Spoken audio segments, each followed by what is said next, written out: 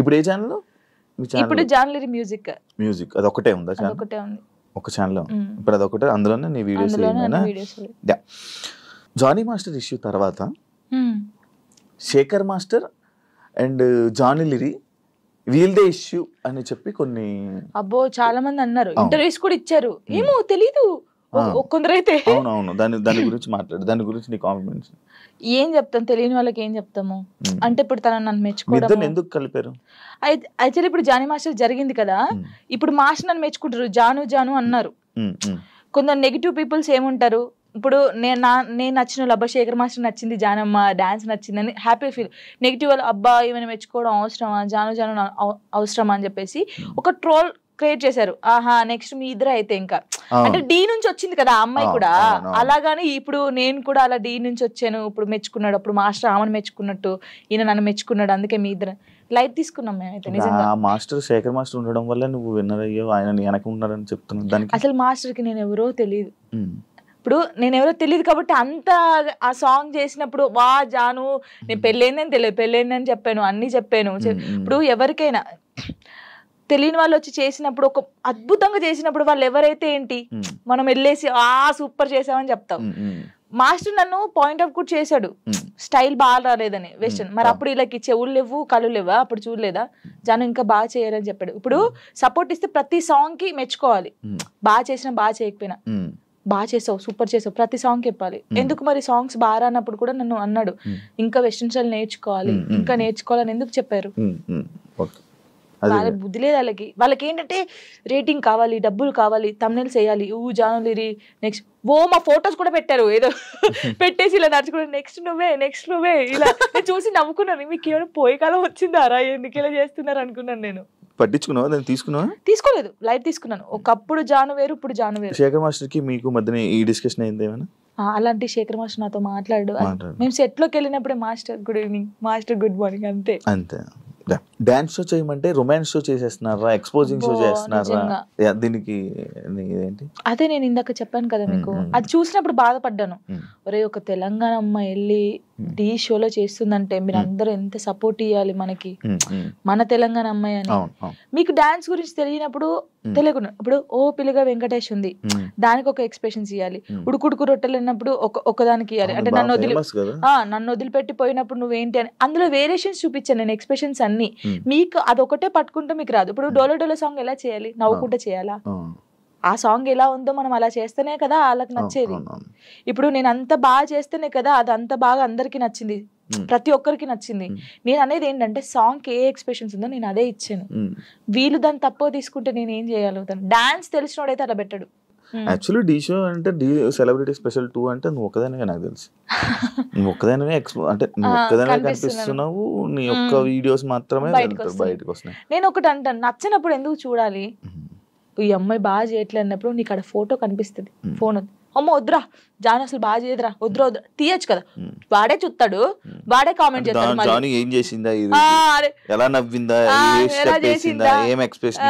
ఇది చూడాలి, ఇది చూడాలి, ఇదే చూస్తారు.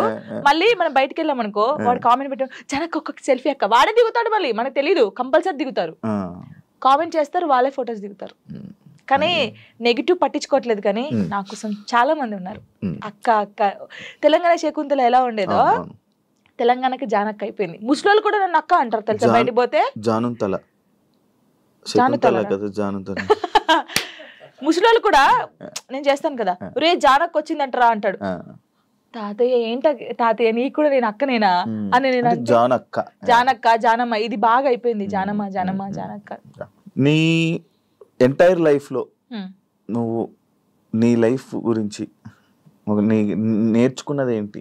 నేను నేర్చుకుంది ఎంత, ఎవరు నమ్మకూడదు. ఫస్ట్ ఆఫ్ ఆల్ ఒక్కటే నేర్చుకున్నాను, ఇదైతే నేను ఫస్ట్ నుంచి ఇప్పటి వరకు తొందరపడకూడదు, ఏది తొందరపడి చేయకూడదు. ఒకటి, ఎవరిని నమ్మకూడదు, మనని మనం కూడా నమ్మకూడదు. నిజంగా నేను నమ్మట్లేదు నేను. అలా ఇదొకటి.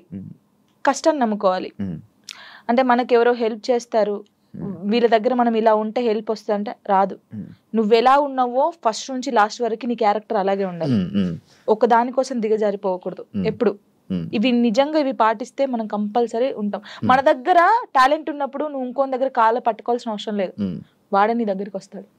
ఏదో రోజు వస్తారు, చేపించుకుంటారు. కానీ గుడ్డిగా మాత్రం ఎవరిని నమ్మకం. ఫ్రెండ్ అయినా అమ్మ నాన్నని కూడా ఎవరిని నమ్మద్దు, నమ్మద్దు, ఎప్పటికైనా నమ్మకూడదు. నేను చెప్తున్నాను కదా, సీరియస్ గా ఎవరిని నిన్ను నువ్వు నమ్ముకోవాలి,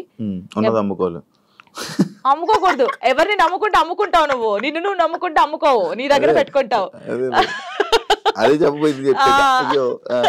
అలాగా. Thank you so much. ఈ ఫోక్ డాన్సెస్ అవ్వాలనుకునే వాళ్ళకి, కొత్తగా రాబోతున్న వాళ్ళకి ఏమైనా చెప్పాలనుకుంటున్నా? ఒకటే చెప్తున్నాను, అంటే చాలా మందికి ఉంది, పబ్లిక్ సింగర్స్ ఉన్నారు, అందరికి ఉన్నారు. కానీ కొన్ని సిచ్యువేషన్ జరిగి అక్క ఇలా అడుగుతారంట కదా, నాకే ఫోన్ చేసి అడిగారు చాలా మంది. అడిగారు రా, అందరు అలా ఉండరు, నీ దగ్గర టాలెంట్ ఉందా, నువ్వు వచ్చి చూపించుకో, కంపల్సరీ ఒక్క సాంగ్ అయినా హిట్ అవుతుంది. ఆ హిట్ ఒకటే హిట్ అవుతుంది ఎవరికైనా, ఆ హిట్ అయినప్పుడు ఇంకా ఛాన్సెస్ వస్తాయి, మీరు రండి. నేను అందరికి చెప్పేది ఒకటే, టాలెంట్ ఉంటే ఆగిపోకండి. పేరెంట్స్ ఉన్నారనుకో, పేరెంట్స్ కి అర్థమయ్యేటట్టు చెప్పండి, నేను ఇది తప్ప ఇంకోటి చేయలేను, నాకు ఇది కావాలని ఉంది, వాళ్ళని ఒప్పించుకొని బయటికి రండి. సింగర్స్ అయినా, డాన్సర్స్ అయినా, ఎవరైనా. నా లైఫ్ లో నేను డౌన్ అయినప్పుడు నాకు ఎవరు సపోర్ట్ చేయలేరు. నిజంగా శివ గారు, నేను హైదరాబాద్కి వచ్చినాక 2 months 3 months బెడ్రూమ్ నుంచి బయటికి రాలేదు, అసలు డబ్బులు లేవు, ఏం లేవు. డాడీ వాళ్ళు పంపిస్తే తిన్నాను, ఏడవడం, కూర్చోడం, తినడం. అసలు లిరి నన్ను ఏమైందమ్మా అని అడిగితే ఏం సంబంధం లేవు, అప్పుడు రాలేదు. నన్ను టార్గెట్ చేసి ఏం సాంగ్స్ జానుకి ఇవ్వకూడదు, జానుకు చేయకూడదు అని టార్గెట్ చేశారు. చాలా మంది టార్గెట్ చేసి పెట్టారు. అసలు ఎవరు నాకు సపోర్ట్ చేయని టైంలో నేను ఉన్నాను, బాగా గట్టిగా ఉండి ఒక సాంగ్ వచ్చింది, మళ్ళీ ఆ సాంగ్ తో వెళ్ళాను. బేసిక్ గా నాకు అప్పుడు చిన్నప్పుడు ఏం తెలియదు, కమ్లీ డాడీ అని డిఓపి, హరీష్ అన్నయ్య, శివన్నయ్య అని చెప్పేసి, బబ్బుల్ అనే, వీళ్ళందరూ కెమెరామెన్స్, ఫోక్ ఇండస్ట్రీ చాలా బాగా చేస్తారు, ఒక్కరిది ఒక్కొక్క స్టైల్. నాకు బేసిక్ గా క్లోజ్ ఒకప్పుడు కమ్లీ డాడీ, హరీష్ అన్నయ్య క్లోజ్, వీళ్ళ చెల్లెగానే నేను బయటకు వచ్చాను. ఇప్పుడున్న దాంట్లో నా లైఫ్ లో అరుణ్ కొలుగురి, నవీన్ డిఓపి అని చెప్పేసి, అజయ్ అన్నయ్య అని చెప్పేసి, ఇంకా నాకు అన్నయ్య లేరు కదా, అన్నయ్య అంతే. ప్రతి ఎటు వెళ్ళినా నా తోడుకు రావడం. వాళ్ళ అక్క ఫోటో ఇక్కడ వేయించుకున్నాడు, ఇక్కడ జాను అని వేయించుకున్నాడు, అక్క చెల్లెలాగా. ఎవరు బయట వాళ్ళు ఇంత ప్రేమగా చూసుకుంటారు, ఆయన చూసుకుంటాడు. దేనికైనా ఇప్పుడు నాకు ఎవరైనా బ్యాడ్ కామెంట్స్ పెట్టినా, ఒకవేళ ఆయన తెలిసి ఉంటే ట్రోల్ చేస్తారు కదా, వాళ్ళకి ఫోన్ చేసి, ఒరే బాబు చేయకండి రాలాగా, నీకు చెల్ల ఉంటే ఇలా ఉంటదా, అక్క చెల్లెలు ఉంటే ఎంత బాధపడతావు. ఇప్పుడు చాలా మంది సూసైడ్ చేసుకుంటారు శివ గారు, ఇంత చేశారు. ఒకవేళ నేను స్ట్రాంగ్ గా లేకపోతే, నేను చనిపోతే వీళ్ళు అన్న వాళ్ళు ఏమైనా చేస్తారా? ఇప్పుడు అన్న వాళ్ళు కూడా నా కొడుకు ఏమైనా కావాలంటే వీళ్ళు వచ్చి పెడతారా, నా ఈఎంఐ కడతారా, నా ఫుడ్ పెడతారా? వీళ్ళ గురించి నేను ఎందుకు బాధపడాలి? వీళ్ళు ఏదో కామెంట్ చేద్దాం, కుక్కలు మరుగుతూ ఉంటాయనే మేము పట్టించుకోవట్లేదు. ఒకప్పుడు నేను 3-4 months బయటికి రాలేదు కామెంట్స్ వల్ల, ఏడుస్తూనే ఉన్నాను తెలుసా, పిచ్చిదానిలాగా ఏడుస్తూ ఉన్నాను. అప్పుడు నాకు చాలా మంది చెప్పారు, పట్టించుకోకూడదు, అస్సలు పట్టించుకోకూడదు. నేను ఎవరికి కలిసిన ఫస్ట్ నాకు అదే మాట చెప్తారు. నిజంగా అసలు ఎంత అంటే, ఇప్పుడు మనం స్ట్రాంగ్ ఉన్నాం, కొంతమంది ఉండరు. కొంతమంది చాలా మంది మీరు చూసారు కదా, ఎవరు అమ్మాయిలకి ఇన్స్టాగ్రామ్ లో పెట్టి ఇలా బెదిరిస్తే ఇద్దరు సూసైడ్ చేసి చచ్చిపోయారు. వీడికి ఏమైనా వస్తుందా అమ్మాయి చనిపోతే? కొంచెమైనా మారాలి కదా. అవి చూసినా మారరు ఈ జనాలు. అసలు అందరిని అనట్లేదు, పెట్టిన వాళ్ళనే అంటున్నాను. చచ్చిపో, ఒక అమ్మాయి నీ వల్ల చచ్చిపోయిందంటే నీకెంత, కనీసం నీకు తిండైనా లోపలి పోద్దా? ఎలా నిద్రపోతున్నాడో ఆడ నాకు తెలియదు. కానీ ఇది ఒకటి అదుపులుంటే మనం చాలా పైకి వస్తాం శివ గారు, నిజంగా చెప్తున్నాను. ఇప్పుడు నేను ఉన్నాను, మీ గురించి చెడ్డగా మాట్లాడితే నా గురించి ఇంకోటి చెడ్డగా మాట్లాడతారు. అదే నేను మీ గురించి మంచిగా మాట్లాడితే ఇంకోటి నా గురించి మంచిగా మాట్లాడతారు. అది నాలుగు అదుపులో ఉంటే ఏదైనా ఉంటది. నా లైఫ్ లో ఇప్పుడు నాకు సపోర్ట్గా ఉందంటే సారికక్క అని చెప్పేసి, మీకు తెలుసు అనుకుంటాను, చాలా వీడియోస్ లో పెట్టాను. సారయ్య అంటారు, సారికక్క అంటారు, ఇల్లందులో ఉంటది, తనకి దేవుడు వస్తుంది అనమాట.